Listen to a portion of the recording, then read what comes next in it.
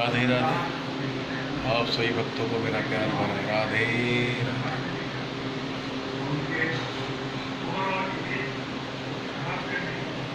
आत्महत्या करना बहुत बड़ा पाप है।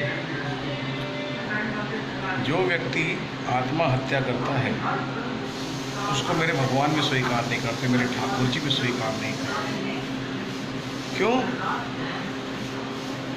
क्योंकि जितनी उसने ये जिंदगी दी है,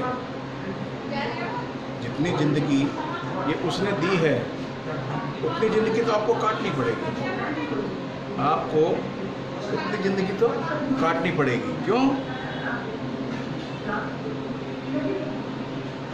कहते हैं, गरुड़ पुराण में लिखा हुआ है कि आत्महत्या करने वाले 1000 वर्ष तक भूतों की योनि में भटकता है। ये मैं नहीं कह रहा हूँ, ये गरुड़ पुराण बताता है। और जितनी आपकी उम्र है उतने सालों तक आपको भूतों की योनि में भटकना पड़ेगा। सपोज करो अगर आपकी उम्र 30 साल है और आप 1 साल की उम्र में ख़त्म हो गए तो आपको 29 साल भूतों की योनि में भटकना पड़ेगा। आपकी उम्र 34 साल है और भगवान ने लिख दी है आपकी उम्र 90 साल, तो आपको उतने साल तक भूतों की योनि में भटकना पड़ेगा। ये गरुड़ पुराण बताता है। क्योंकि ऐसे व्यक्ति को जीवन में कभी मोक्ष नहीं मिलता।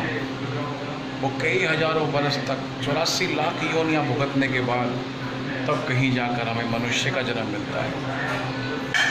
और हम इतने अनमोल जीवन को ऐसे ही दुनिया के बहकावे में आके, ऐसी परिस्थितियों में आकर, ऐसे ही हम लोग किसी के कहने पर या किसी के प्यार में आकर या एन कैन प्रकार हम किसी भी तरीके से हम इस तरीके से मजबूर हो जाते हैं कि अपने जीवन को समाप्त कर लें।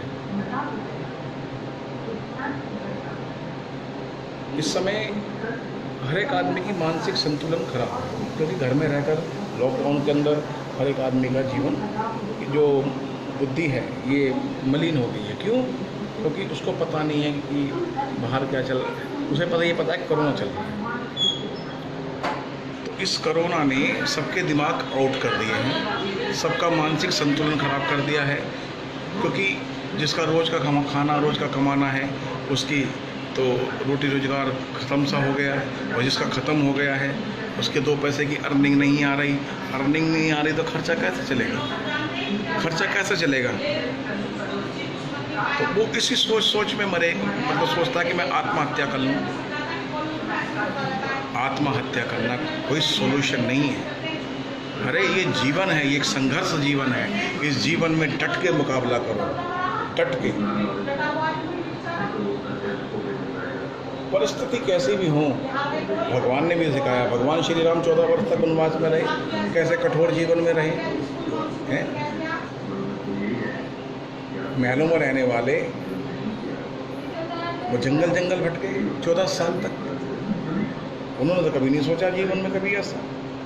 और तुम ये 2-3 महीने की ज़िंदगी में ही सोच के बैठ गए। कभी भी भूल के आत्महत्या नहीं करनी चाहिए। ये जीवन, मनुष्य जन्म हमें 84 लाख योनियां भटकने के बाद कहीं जाकर ये मिलता है हमारे को। क्यों मिलता है? मोक्ष प्राप्ति के लिए। मोक्ष कैसे प्राप्त होगा? भगवान का स्मरण करो, भगवान का नाम लो, भगवान का भजन करो, भगवान का कीर्तन करो, भगवान की कथाओं में जाओ, भगवान की कथा सुनो, मंदिर में जाओ। लेकिन हम ये काम तो करते ही नहीं। हम तो वो काम करते हैं कि तू मेरा, मैं तेरा, मैं और मेरे परिवार के बीच में ही हम लोग उलझ के रह जाते हैं। ऐसा नहीं। ये जो परिवार है ठीक है, इसके अंदर भी रहो। कबीर बाबा का दुआ है, रसखान प्रभु को यूँ भजिए जैसे नागर को चित गागर में।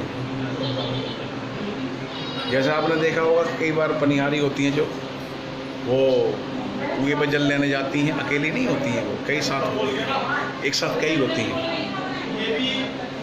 और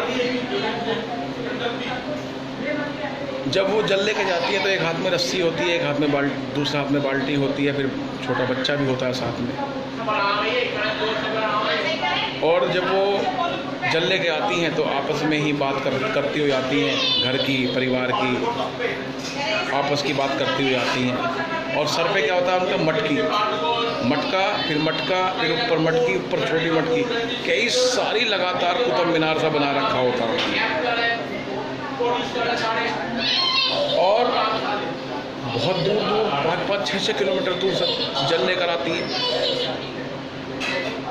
5-5, 6-6 किलोमीटर दूर से जल लेकर आती है। और जब वो जल लेकर आती हैं तो उनका ध्यान कहाँ होता है? उनका ध्यान होता है मटकी के ऊपर। भले ही वो संसार की बातें कर रही हैं, संसारिक बातें कर रही हैं, लेकिन उनका ध्यान उस मटकी पर है। तो तभी तो कबीर बाबा ने कहा है, रसखान प्रभु को यूं भजिए जैसे नागर को चित गागर में। तो आत्महत्या नहीं करनी चाहिए हमारे। आप ऐसे नहीं समझ पाओगे, मैं आपको प्रैक्टिकली समझाता हूँ। अगर दो आमने सामने दुकानें हों या दो आमने सामने मकान हों, ठीक है, तो पहले वाले ने दूसरे वाले को एक लाइट दी है, दूसरे घर वाले के घर में लाइट नहीं है, उसने पहले वाले ने अपने घर से एक बिजली का तार लगाकर लाइट दे दी है सामने वाले घर में, ठीक है। और उसका एक टाइम पीरियड मान दिया है कि भाई सुबह 6 बजे से लेकर रात को 12 बजे तक ये लाइट यहाँ से ऑन रहेगी, ये लाइट यहाँ से ऑन रहेगी। तुम उस लाइट का यूज़ करो।